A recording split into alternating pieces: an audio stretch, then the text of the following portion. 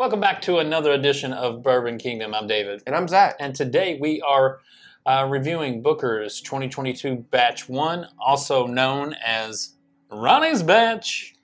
Yeah, this is like our third time recording this, so here's hoping that we don't have to do it a fourth time. And yes. Not because of the quality of the stuff in it, ish, but mostly because we got other things we got to drink. That is true. The second batch that's came out. Yeah, we do have. Because they basically came out back to back for us. They really did. So, really quick, you know how Dave's a huge fan of Booker, so you know we continue to review love him. Still have hopes that we're going to find that one. Yeah. Still have hopes. But really quick, this is produced by Jim Beam. This is 124 proof. It's like 6 years, 11 months, like 22 days. I still don't understand why you just don't let it age for an additional week. Like, call it 7 years. We'll call it done. I'm not whatever. sure why they do that. Yeah. Prime time. I bet Ronnie could have told you, though, why they did it. That's true. It's $100, which is still steep, but that just is what it is. It is what it is, yes. And my absolute favorite part about anything Booker's, it's the little story card that they give you, because that means we get story time with Dave. Picture pages, picture page. Oh, just story time, Ronnie. Ronnie's a good dude. I mean, that's what it boils down to. See, Ronnie was a guy who worked his way all the way up to being kind of like I can't remember what his. You can't remember because he has the card in front of him. It was like the manager of the warehouse manager. That's what it was. He was warehouse manager. So back before, I'm guessing they had computers and all that good stuff, or even at the beginning of computers, Ronnie was the dude that knew. Ronnie was the dude that knew everything about every barrel that was being aged at Jim Beam. He wrote it down in a notebook somewhere. Knew where stuff was, knew how long it had been aging, all that good junk. And so Ronnie was really pretty valuable to the Beam family and just Jim Beam as a whole because of what he knew, where he knew things were.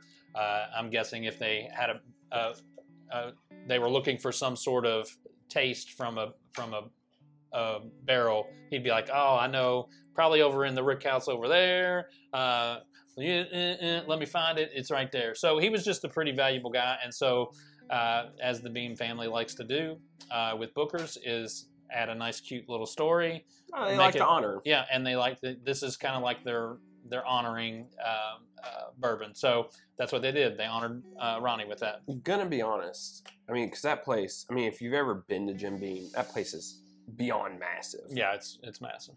To know all of those barrels, or just to have like an idea of all of those barrels, have it all written down somewhere to be able to recall it whenever you needed it. That's true. So that's super cool. It's a cool way for Jim Beam to honor a dude who probably worked there for a long, long time. Oh, no doubt. Yeah. So no doubt. Awesome. All right, now to the bourbon. All right. I'm not sure how much it honors him or not.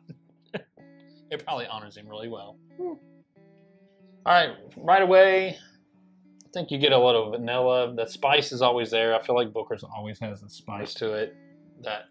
It's very smoky to me, but not peaty, if that makes sense. Yeah, I know. I know what you're saying. If you understand what I'm saying, just go ahead and put that down in the comments below. Hit that like button, subscribe, notifications. You all know all the good stuff. All the drill. Yeah, I even smell a little bit of leather in there, which gives me hope. Honestly, like that's true. You like that note it's oaky. There's some brown sugar in there. I do agree with the spice. Yeah, I feel like this. I mean, I don't know that I've smelled Booker's that doesn't have spice on the front end. It's like a very creamy vanilla. Mm-hmm. It's actually very welcoming on the nose. Like it's a very traditional nose. It's a better nose than some of the ones we've had so far. I would agree. There's a little bit of ethanol on there. You can tell it has some heat coming to it. Yeah. But overall, the nose is very welcoming.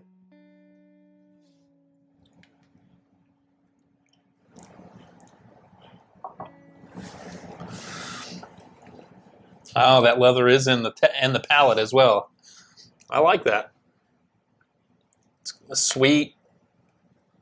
Yeah, it's actually. Yeah, honestly, there's some decent There is a little bit of leather in there, a little bit. There's some really nice rich oak in there, some really nice honey in there. Yeah. There's a sweetness to it that the rich oak is very prominent in that on the palate. Mm-hmm. It's really nice, actually.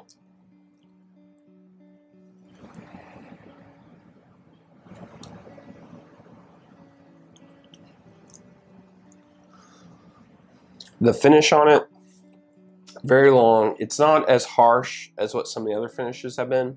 I don't know if it's just because it's been open for a while or it just isn't. Still got that peppery finish, though. There is some pepper on there. There's some oak spice on there. It does linger. Yeah.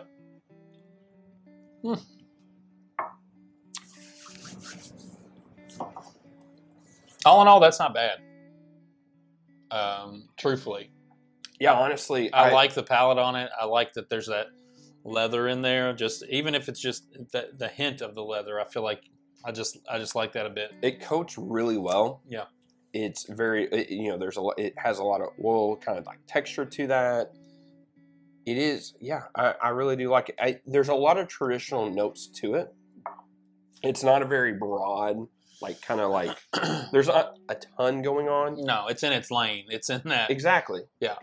But it's very, very nice. It's enjoyable. Yeah, I think the smokiness on the nose is probably the thing that's the weirdest out of it all because it's just like it just doesn't seem normal. That's off profile for Jim Beam in my opinion. But I mean the rest of it. Yeah, I'm pleasantly surprised. Honestly, it's almost a little bit of a lemon pepper on the end of that. It is peppery for sure, so I could, if you tasting a lemon. I do like that. I do enjoy that. Honestly, I don't like the price on it. No. But I think it's a buy. I think if you're wanting to try Booker's, I think this is a really good batch to get into. That is true if you want to try Booker's. I'm being serious. Yeah, I am too. Like, I know it's pricey, and I get that, and I don't love the price. I wish the price was more around $60 to $70. Every once in a while, if you get lucky at like a Costco or something, you can get it for $85. Sure. But anywhere else we've seen it, it is right at $100. Yeah, it's $100. And I get a lot of things have went up in price. That's totally different conversation. Yeah. But I do think this is actually a solid batch. I think this is actually a good batch if you're... It's also not as harsh as what some of the other ones have been. No. You don't get as much as that Kentucky hug. No, not near as much, yeah. So, and the ethanol on there there's still a little bit on there on the nose, but there's not a ton on the palate. Yep. So I think it is actually a really good Booker's to be introduced to. I think overall it's a good one. Now, what I'm curious about... Odd enough, I would say, if you're a Booker's fan, I'd be interested to see what you think about that. I was getting ready to say that. Yeah. What I want to know is, if you are a Booker's fan, what your thoughts are on this bottle, because I don't think this is a very traditional Booker's profile. Yeah, I agree with that. I would be interested. I do agree with that. So, All right. Well, till the next time. Yep. We'll see you. All right. See you.